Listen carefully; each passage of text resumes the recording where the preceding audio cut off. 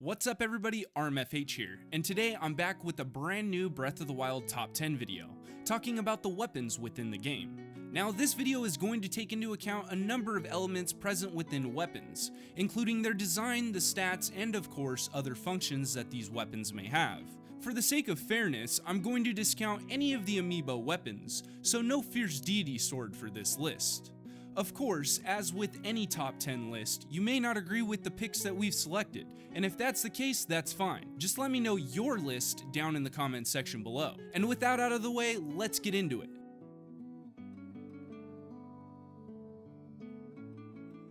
Now I know what you're probably saying, but RMFH, the mop is a terrible weapon, and I have to agree with you. As a weapon, the wooden mop is undoubtedly lower tier. However, as an item, it truly embodies the whole spirit of the game. While other games such as Final Fantasy VII allow the use of mops as a weapon, having a mop in a Zelda game is truly an anomaly. Before the numerous changes to the Zelda formula, how many people would have really imagined Link running around Hyrule, literally mopping the floor with his enemies? While the wooden mop may be weak and brittle, the sheer fact of its inclusion has earned its spot in my and many others' hearts. And that is why the mop cleans up the competition and earns the number 10 spot. The Edge of Duality may not be a super common weapon, nor is it the best. However, it is still pretty high up.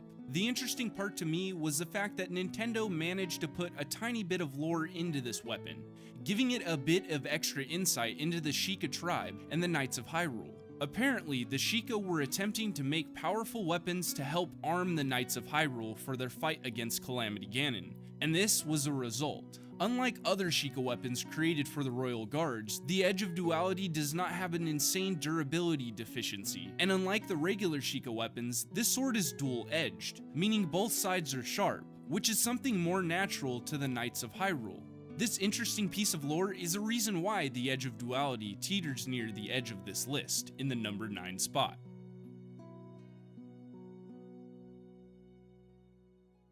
Now, the Royal Claymore is a bit of an interesting weapon. Just like the Edge of Duality, it isn't the most powerful weapon, and its durability isn't the highest either. While not the absolute best, it's actually pretty common. Unlike the most powerful weapons, like those from Lynels and Guardians, this weapon is pretty easily obtained, making it possible to have a decent weapon without searching far and wide. And that's why it rolls in at the number 8 spot. The Light-Skilled Trident is a one-off weapon, as in there can only be one of them at any one time. Now, while it may not be the most powerful weapon, it has a durability of 70, which is actually the highest durability, aside from the spring-loaded hammer and the Awakened Master Sword. Now, this alone is already some great functionality, but adding to this is the elegant design common among the Zora equipment, and the fact that the spear was once wielded by Mipha. It's pretty obvious how it was able to scale its way up to 7th place on this list.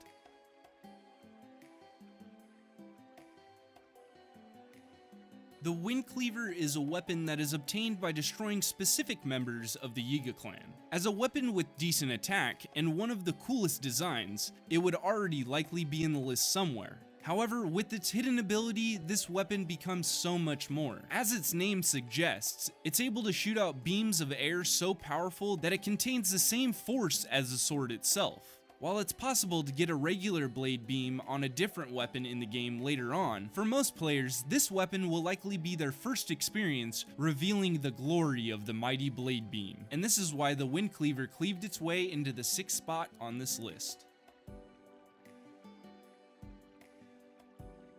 Coming in at number 5 is the Savage Lynel Sword. This weapon basically does all of the talking. It's powerful, quick, and has a respectable durability. I don't feel like I need to explain it too much more. The only reason it made it in the middle of the list is due to it only being dropped by white and silver Lynels, which can only be found later on in the game. Overall, it's a must-have for anybody's inventory in Breath of the Wild.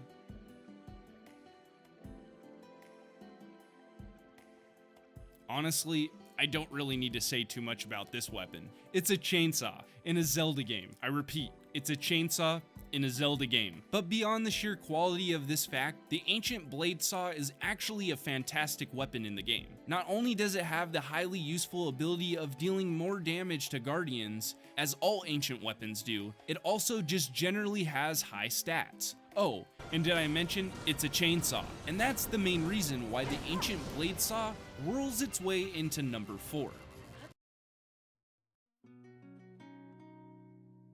You probably knew this weapon was going to be in this video somewhere. After all, the Savage Lynel Crusher is the weapon in the game with the highest attack, coming in at 78, beating out other weapons like the Fully Awakened Master Sword or the Fierce Deity Sword. Honestly, the attack power alone is insane. However, the design of the weapon is also pretty interesting, with the whole chain connecting the handle and the weapon parts. Basically though, the insane attack stat this thing has is what allowed it to crush the competition and savagely take the number 3 slot. I could not include the Master Sword, especially after completing the entire Master Trials DLC. This weapon is invaluable to any inventory. The attack stat of 60 is incredibly high, putting it in a tie for 3rd place, just after the Savage Lynel Crusher and the Royal Guard's Claymore. The Awakened Master Sword also has by far the highest durability in the game. I mentioned earlier that the Lightscale Trident has a high durability. Well, the Awakened Master Sword has a durability of over 2 times higher. Plus, the Master Sword will automatically become usable after a short time, so you don't even need to look for it again or rebuild it. And the incredible all-around strength of the Master Sword is what lets it into the number 2 spot. You may be wondering, why in the heck does a Great Flame Blade get number 1 over any of the others? Well, it's pretty simple. Not only does it have a decent attack and fairly high durability, it also has so many other functions that it makes it useful in so many situations outside of combat. The sword, simply by equipping it, heats Link up in even the coldest of situations, such as at night in the desert or in the snowfields. However, it also has a number of other functions. Link can swing the Great Flame Blade to light a pile of wood on fire, allowing him to cook, or simply by having it on his back, it also allows him to melt those big ice blocks in the snowy regions. Now, ice and lightning weapons are also great for combat, however, neither has quite the insane amount of versatility outside of combat. And that is why this Great Blade flames the competition and takes the number 1 slot. And with that marks the end of today's video. Hopefully you enjoyed it, and if you did, feel free to leave a like and a comment on the video telling us your own list. As always, please subscribe to the channel for more guides, theories, and top 10s just like this one. Once again, thanks for watching the video and have a fantastic day. Peace out.